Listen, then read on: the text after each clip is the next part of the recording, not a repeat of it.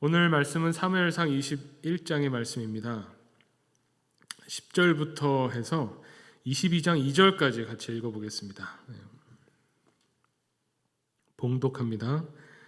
그날에 다윗이 사울을 두려워하여 일어나 도망하여 가드왕 아기스에게로 가니 아기스의 신하들이 아기스에게 말하되 이는 그 땅의 왕 다윗이 아니니까. 무리가 춤추며 이 사람의 일을 노래하여 이르되 사울이 죽인 자는 천천히요 다윗은 만만이로다 하지 아니하였나이까 한지라. 다윗이 이 말을 그의 마음에 두고 가드왕 아기스를 심히 두려워하여 그들 앞에서 그의 행동을 변하여 미친 채 하고 대문짝에 그적거리며 침을 수염에 흘리매 아기스가 그의 신하에게 이르되 너희도 보거니와 이 사람이 미치광이로다. 어찌하여 그를 내게로 데려왔느냐? 내게 미치광이가 부족하여 너희가 이 자를 데려다가 내 앞에서 미친 짓을 하게 하느냐? 이 자가 어찌 내 집에 들어오겠느냐 하니라. 그러므로 다윗이 그곳을 떠나 아둘람 굴로 도망하매 그의 형제와 아버지의 온 집이 듣고 그리로 내려가서 그에게 이르렀고 환난당한 모든 자와 빚진 모든 자와 마음이 원통한 자가 다 그에게로 모였고 그는 그들의 우두머리가 되었는데 그와 함께한 자가 400명 가량이었더라. 아멘. 네, 오늘 말씀은 다윗에게 있었던 사건입니다. 21장의 내용은 어떻게 보면 본격적으로 다윗이 사울이 자신을 죽이려고 하는 것을 피해서 도망가는 어떻게 보면 그 시작점, 출발점쯤 될 겁니다. 다윗이 급하게 사울에게서 도망하느라고 21장 앞부분의 이야기를 보면 노비라는 곳에 가서 그 제사장을 만납니다. 그 제사장에게 본인이 너무 정신없이 도망쳤다는 것이 드러나는 게 이 제사장이 어떻게 혼자 왔느냐, 신하들, 부하들 데리고 오지 않고 무슨 일로 왔느냐 할 때 거짓말을 하죠. 그 일이 있어서 왔는데 뭔가 좀 먹을 게 있으면 좀 달라.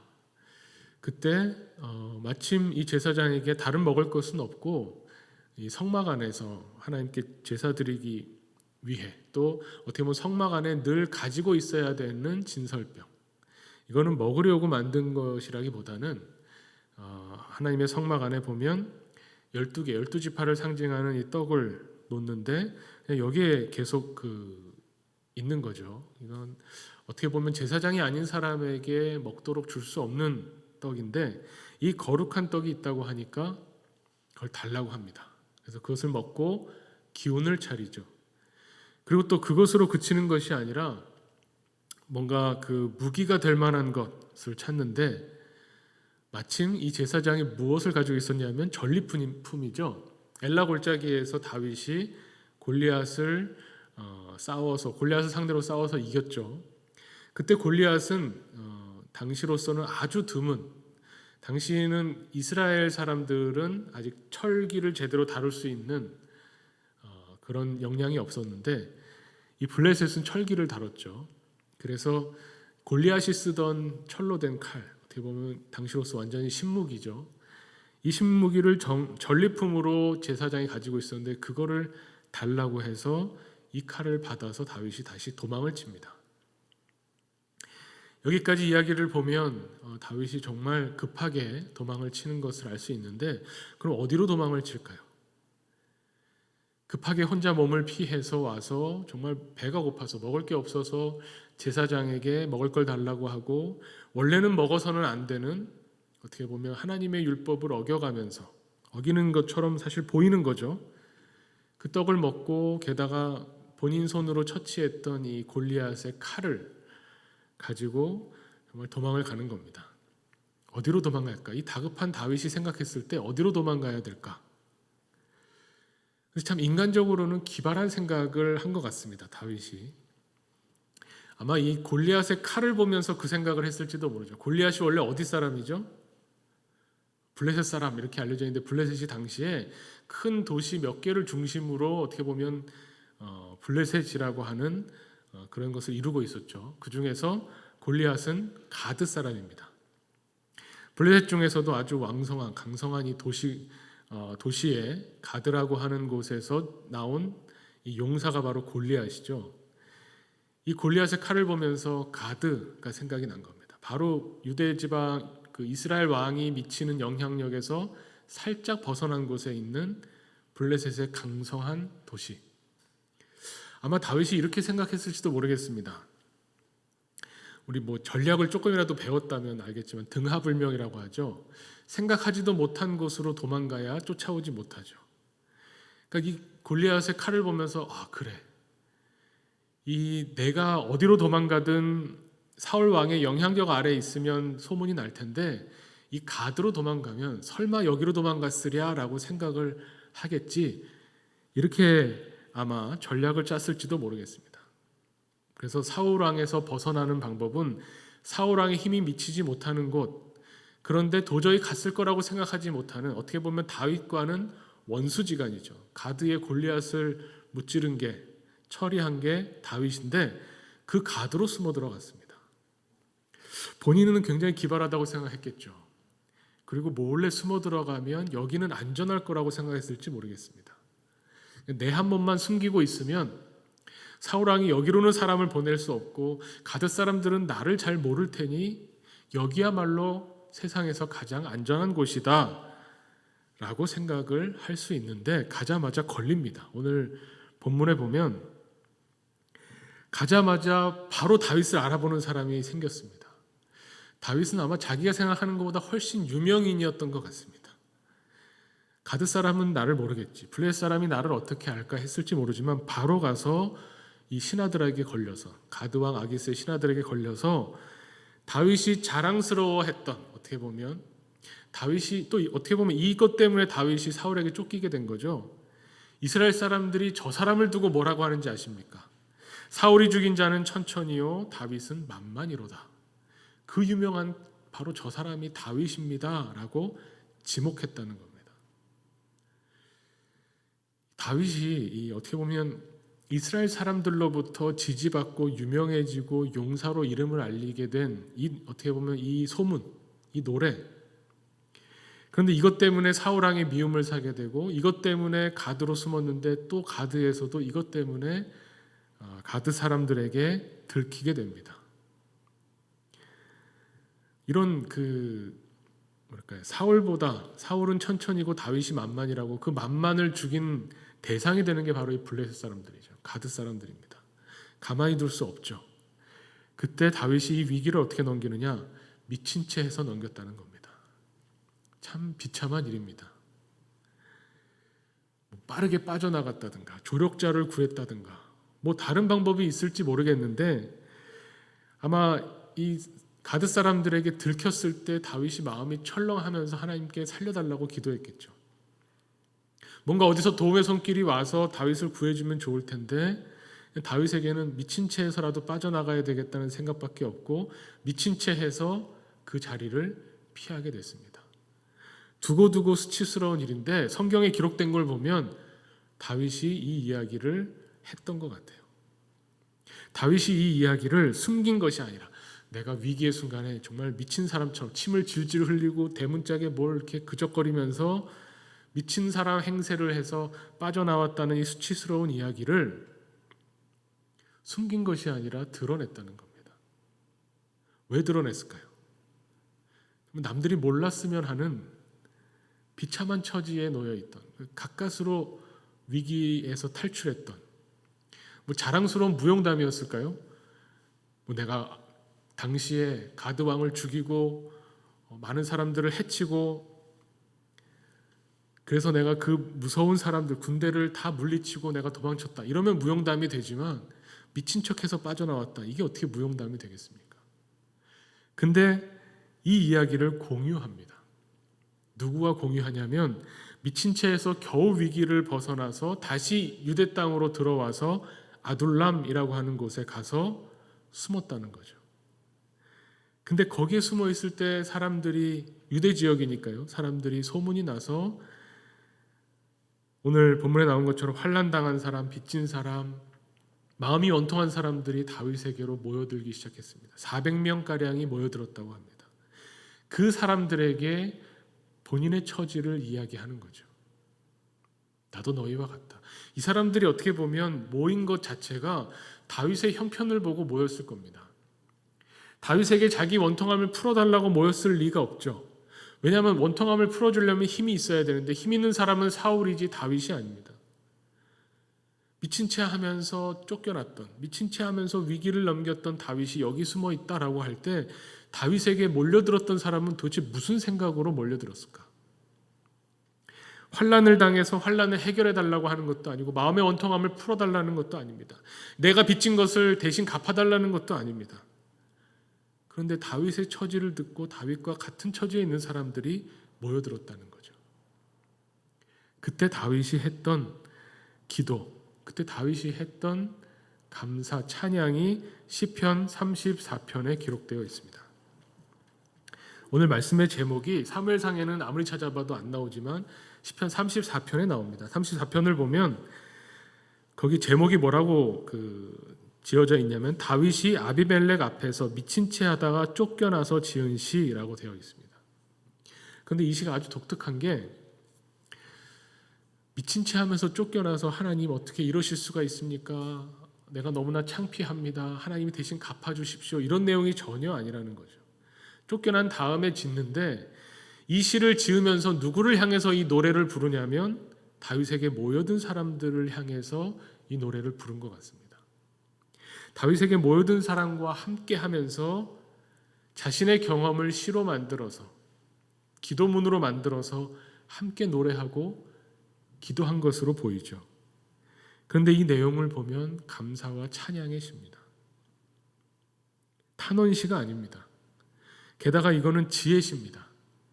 이 시편에 있어서 지혜시는 이 34편의 특징이 뭐냐면 22절까지 있죠. 다른 시에서도 본 적이 있으실 텐데 히브리어로 알파벳 알파벳 첫 글자부터 맨 첫 번째 절에 1절에 알렙, 그 다음에 나오는 알파벳 이런 식으로 순서대로 해서 마지막 22절까지 히브리 알파벳으로 만든 시입니다. 그러니까 이것이 그냥 즉석에서 나왔다기보다는 정말 지혜시로, 찬양시로, 교훈을 주는 시로 이 시를 만든 겁니다. 그러면서 이 시에서 6절 말씀에 보면 34편 6절 말씀에 보면 이 곤고한 자가 부르짖음에 여호와께서 들으시고 그의 모든 환난에서 구원하셨도다. 과거형을 쓰고 있죠. 이 아기스 왕의 손에서 죽을 뻔하다가 나를 건져주셨다라는 말이 될 수도 있지만 현재도 아직까지도 이제 어떻게 보면 우리는 알고 있죠. 다윗이 사울을 피해서 죽을 고생을 하고 죽을 고비를 넘기는데 이제 시작입니다. 그런데 다윗은 하나님이 나를 환난에서 구원하셨다고 시를 짓죠. 기도를 하죠. 내가 부르짖을 때에 하나님께서 들으시고 나를 구원하셨다. 그 위치가 이 노래를 같이 지어 불렀던 곳이 바로 아둘람 굴이라는 겁니다. 여전히 도망치고 있습니다. 여전히 숨어 있습니다. 왜 아둘람 지역을 굴이라고 하냐면 거기에 천연으로 된 굴이 많은데 그 아둘람이라고 하는 말은 오늘 우리가 앞부분에서 찬양했던 것처럼 피난처라는 의미를 가지고 있어요. 피난처 속에 숨어서 굴 속에 숨어서 빛도 들어오지 않는 그 어둠 속에서 하나님께 기도할 때 이 시로 기도했다는 거죠. 이 시의 가장 절정은 8절이라고 이야기합니다. 너희는 여호와의 선하심을 맛보아 알지어다. 그에게 피하는 자는 복이 있도다. 10절에 이렇게 이야기합니다. 젊은 사자는 궁핍하여 줄일지라도 여호와를 찾는 자는 모든 좋은 것에 부족함이 없으리로다. 하나님의 선하심을 맛보아 알지어다라고 다윗이 다윗에게 몰려든 사람들, 환난을 당하고 빚지고 마음의 원통함이 있는 사람들에게 이렇게 이야기하는 겁니다. 하나님의 선하심을 맛보아 알지어다. 내가 겪어보니 내가 하나님의 선하심을 맛보고 났더니 너무 좋아서 이것을 당신들도 너희들도 맛보아 알기를 원한다라고 이야기하는 거죠. 다윗이 경험했던 하나님의 선하심이 과연 뭘까? 다윗이 경험했던, 그래서 사람들에게, 함께하는 사람들에게 권하는 이것이 뭘까? 그러면서 이 아둘람 굴 안에 있으면서 하나님을 찾는 자는 모든 좋은 것에 부족함이 없다고 이야기하는 이 이야기를 오늘 살펴보는 겁니다. 22장 2절 우리가 읽은 마지막 절에 보면 그 사람들이 400명이 모였는데 그 사람들의 우두머리가 되었다고 이야기하죠. 다윗을 보고 모인 겁니다. 그런데 정작 다윗은 우리에게 부족함이 없다라고 고백하면서 다윗이 부족함이 없다고 고백한 또 하나의 시가 생각나죠. 우리 시편 23편에 보면 여호와는 나의 목자시니 내게 부족함이 없으리로다. 다윗이 우두머리가 됐기 때문에 부족함이 없는 게 아니라 우두머리였던 다윗에게는 하나님이 목자셨기 때문에 부족함이 없는 겁니다. 하나님이 나의 목자실 때 내가 부족함이 없고 내가 가장 안전한 곳이라고 여겼던 곳으로 도망갔지만 거기서는 내가 평안함을 찾을 수 없었고 거기서는 내가 안전을 찾을 수 없었지만 이제 아둘람굴이라고 하는 정말 어떻게 보면 어쩔 수 없이 가야만 하는 이 피난처에 들어갔을 때 빛도 들어오지 않는 굴 속에 숨었을 때 여기에서 정말 하나님의 구원하심을 내가 경험했다. 이 굴 속에서 얼마나 부족한 것이 많겠습니까? 이 가드라고 하는 곳은 술자는 틀이라고 하는 의미를 가진 지역명입니다. 거기서 제대로 사람들이 알아보지만 않았다면 부족함이 없이 거기서 지낼 수 있었을 겁니다. 먹을 것도 풍족히 구할 수 있고 다른 사람의 눈을 피해서 큰 도시에서 많은 사람들이 있는 곳에서 필요한 것은 다 구할 수 있었을지 모르지만 오히려 다윗은 반대로 아무것도 없는 천연 동굴 그냥 바위로 벽으로 된 곳에 굴이 뚫어져 있는 그 속에 들어가 있으면서 나에게는 부족함이 조금도 없다고 고백하는 거죠. 이것이 어떻게 가능할까? 다윗이 모여든 사람들에게 말하는 하나님의 선하심을 맛봐라. 여기서 말하는 하나님의 선하심은 그냥 하나님이 우리에게 잘해주신다, 우리가 기도했을 때 우리 기도를 들어주신다라는 의미를 가지고 있지 않습니다. 하나님의 선하심이라고 하는 것은 내가 원하는 것을 들어주셔서 내가 필요로 하는데 그것을 주셔서 나에게 부족함이 없다라고 고백하는 그런 선하심을 말하는 게 아닙니다. 히브리어로 말했을 때 이 선하심은 토부죠. 토부는 무슨 말이냐면 아주 확실하게 우리가 알고 있는 게 뭐냐면 하나님이 천지를 창조하시고 이 세상을 보시면서 또 사람을 창조하시고 우리 인간을 보시면서 보시기에 좋았다라고 할 때 쓰는 표현이 바로 토부입니다. 하나님이 이 세상을 창조하시고 보시기에 야, 참 좋구나. 야, 참 기쁘구나. 이것으로 되었구나 라고 할 때 쓰는 말이 토부예요.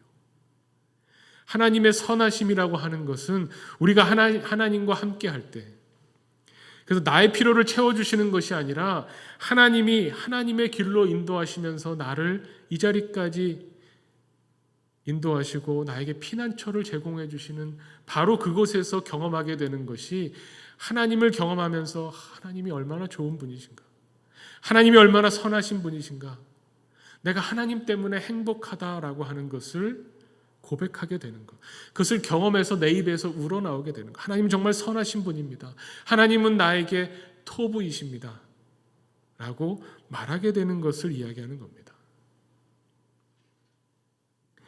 이것은 그래서 무엇과 연관이 있냐면 바로 앞에 나오는 제사장에게 갔을 때 이 떡을 먹게 되는 것, 여기에서부터 사실 그 맥락이 이어지고 있습니다. 이 이야기를 가지고 마태복음 12장에 예수님이 그 바리새인들과 논쟁을 벌이시잖아요. 제자들이 배가 고프다고 이 안식일에 이렇게 그 벼를 비벼서 막 먹습니다. 율법을 범한 거죠. 율법을 어긴 겁니다. 그래서 이것을 가지고 막 와서 따집니다. 그때 예수님께서 너희가 성경을 읽어보지 않았냐? 다윗이 제사장만 먹을 수 있는 거룩한 떡을 먹었던 것, 여기에 대해서 성경이 뭐라고 하느냐?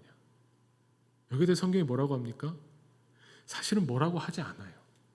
다윗이 잘했다 잘못했다라는 말이 없습니다. 하지만 이렇게 이것이 이어져서 하나님이 내가 궁핍하고 도망칠 때에 이 떡을 먹여주셔서 내가 기운 차리고 다시 도망갈 수 있었고, 또 가드에서 내 생각대로 가장 안전한 곳이라고 여겼던 곳에 가서 죽을 위기에 나를 또 피하게 하시고, 이제 이 어두컴컴한 굴 속에서 내가 하나님께 기도할 때에 하나님이 나를 어떻게 건져주셨는지를 내가 깨닫게 하시는 바로 그 하나님의 선하심, 이것과 이어지는 겁니다. 예수님께서 그래서 바리새인들에게 뭐라고 말씀하시냐면, 안식일이 사람을 위해 있는 게 아니라 사람이 안식일을 위해 있는 것이 아니라 안식일이 사람을 위해 있다고 하죠. 율법은 왜 하나님이 우리에게 주셨느냐? 의무를 지우기 위해서, 잘못했을 때 벌 주기 위해서 우리에게 율법을 주신 것이 아니라 하나님의 선하심을 경험하라고 율법을 주셨다는 겁니다. 이 하나님의 선하심, 하나님이 우리를 창조하시고 보시기에 좋았더라라고 말씀하시는 바로 그 하나님을 체험하게 하는 게 율법의 정신이라는 거죠. 하지 말라는 것을 했기 때문이 아니라 하나님의 선하심을 맛볼 수 있게 하는 이 율법.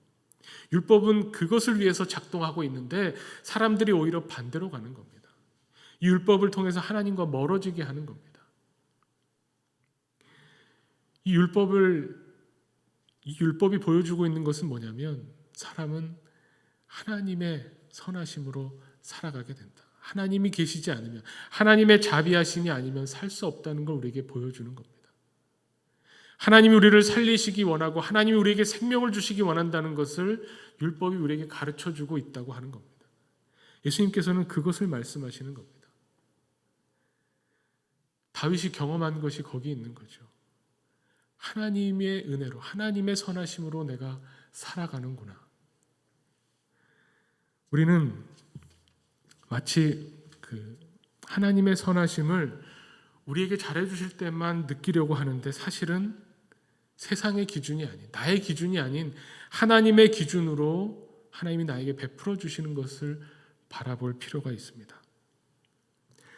환난당한 자의 마음, 이 다윗과 같죠. 다윗의 이 오늘 환난당한 자와 또 빚진 자와 마음이 원통한 자가 다윗에게 모여들었다고 할 때 다윗의 마음이 바로 그와 같았다는 겁니다. 그래서 그 사람들이 모여드는 거죠. 하나님이 이 마음을 아신다는 겁니다. 이 마음에 하나님이 가장 좋은 것으로 베풀어 주신다는 겁니다. 우리에게 좋은 것이 아니라 하나님에게 가장 좋은 것을 베풀어 주실 때, 그때 우리는 하나님께 선하심을 내가 맛보고 있습니다라고 고백할 수 있다는 거죠. 그래서 이 말씀을, 이 아둘람 굴을 떠올려 보면서 이 굴 속에서 기도하는 다윗, 이 굴 속에서 시편을 지으면서 함께 모여든 사람에게 하나님의 선하심을 이야기하는 다윗의 모습을 보면서 하나 떠오른다기보다 비슷한 이야기가 하나 있습니다. 그 삼국지에 보면 도광양회라는 말이 있습니다. 저도 찾아보니까 나온 말이지만요. 도광양회라는 말이 무슨 말이냐면 빛을 감추고 어둠 속에서 밝음을 준비한다라는 뜻이라고 합니다. 삼국지에 보면 유비가 정말 어떻게 보면 다윗이 아기스 왕에게 갔다가 미친 채 하면서 빠져나온 이야기랑 비슷한 이야기가 나오죠. 유비가 조조에게 몸을 의탁합니다. 근데 본인이 뛰어나고 덕이 있다는 것을 감추죠. 어리석게 행동하고 바보같이 굽니다. 그래서 조조의 날카로운 눈을 피해서 결국 다시 위급할 때 조조에게 몸을 의탁했다가 다시 나와서 자립할 수 있었죠. 그래서 이 이야기를 도광양회라고 이야기를 하는 겁니다. 우리는 이 세상에, 너희는 세상의 빛이다 말씀하셔서 세상에 나가서 빛으로 그 역할을 다하기를 원하기는 하지만, 이 세상의 권세, 어떻게 보면은 우리 힘으로는 할 수 없는, 우리가 빛이라고 해서 우리 스스로 빛을 내는 존재는 아니죠. 하나님의 빛을 반사하는 존재일 뿐입니다. 이 세상에 어떻게 보면은 이 악한, 또 이 세상의 어떤 돌아가는 원칙과 원리에 따르지 못해서 빛으로서의 역할을 다하지 못할 때 우리는 어떻게 해야 될까? 다윗이 쫓겨가는 심정으로, 다윗이 사울의 이 손에서 벗어나기 위해 피하는 그런 심정으로 우리의 피난처를 찾아갈 때, 그때 하나님께서는 뭐라고 말씀하십니까? 예수님이 말씀하시는 것처럼 골방에 들어가서 기도하는 거죠. 가드에서 뭔가 안전하게 자기 일을 행하려 했던 다윗이 아둘람 굴 속에 들어가서 그 굴 속에서, 그 캄캄한 어둠 속에서 하나님 앞에 기도하고 간구할 때에, 그때 오히려 하나님의 선하심, 하나님의 토부를 경험했다고 하는 것을 보면서 우리에게 때가 있을 겁니다. 나아가서 빛을 발할 때가 있고 하나님의 빛을 반사해서 세상에 하나님의 어떤 분인가를 보일 때도 있고 어두운 골방에 들어가서 하나님과 깊은 교제의 시간을 가지며 하나님의 선하심, 하나님의 구원하심이 어떤 것이었나를 돌아보는 시간을 가져야 될 때도 있을 겁니다. 어떻게 보면 골방에서 기도할 수 있었기 때문에 하나님의 토부를 경험한 걸지도 모르겠습니다. 계속 가드에 숨어 있었다면 하나님이 어떤 분인가를 모를 수 있었을 이 다윗이 아둘람 굴 속에서 오히려 하나님이 어떤 분인가를 경험하고 깨닫게 되었다는 것을 오늘 보게 됩니다. 그 마음으로 환난당한 사람들, 빚진 사람들, 원통한 사람들의 마음을 모으고 그 마음으로 하나의 공동체를 만들고 그 공동체를 통해서 하나님의 선하심을 맛보게 되는 그런 역사가 있었다고 하는 것을 오늘 말씀을 통해서 우리가 보게 됩니다. 기도할 수 있기 때문에 우리는 감사하죠. 기도할 수 있기 때문에 하나님의 선하심을 맛볼 수 있습니다. 오늘도 이 기도의 자리에 나와서 하나님 앞에 간구하며 기도한다는 것, 이 자체로 우리는 하나님의 선하심을 경험하게 됩니다. 오늘 우리 함께 기도의 시간을 가질 때에 이 기도의 시간을 통해서 토부를, 하나님의 선하심을, 하나님이 보시기에 좋았다고 하는 그 마음을 우리도 공감하기를 원합니다. 오늘 기도의 시간을 통해서 하나님의 구원하심을, 우리가 놓치고 지나쳤던 하나님의 구원하심과 부족함이 없이 우리를 채워주시는 하나님의 은혜를 다시금 깨닫게 되기를 원합니다. 그 깨달음으로 하나님께 찬양하고 하나님께 감사하는 그런 우리 기도의 공동체 되기를 간절히 바랍니다. 이 시간에 함께 기도하겠습니다. 먼저 오늘 말씀을 묵상하면서 하나님 앞에 나와 이 세상의 것이 아니라 온전히 하나님만 바라보고 하나님께 집중하며 하나님 앞에 우리의 모든 것을 내어놓을 수 있는 그런 기도의 시간을 우리에게 허락해 주신 하나님께 오늘 다윗의 고백처럼, 다윗의 시편처럼 하나님의 선하심을 맛보아 알기를 원하는 마음으로 기도하기를 원합니다. 하나님은 늘 우리의 기도를 들으시고 우리 기도에 응답하시며 우리에게 부족함이 없도록 채워주시는 분이시라는 것을 우리가 기도의 시간을 통해서 경험하고 고백하기를 원합니다. 오늘 말씀 묵상하며 함께 기도하겠습니다.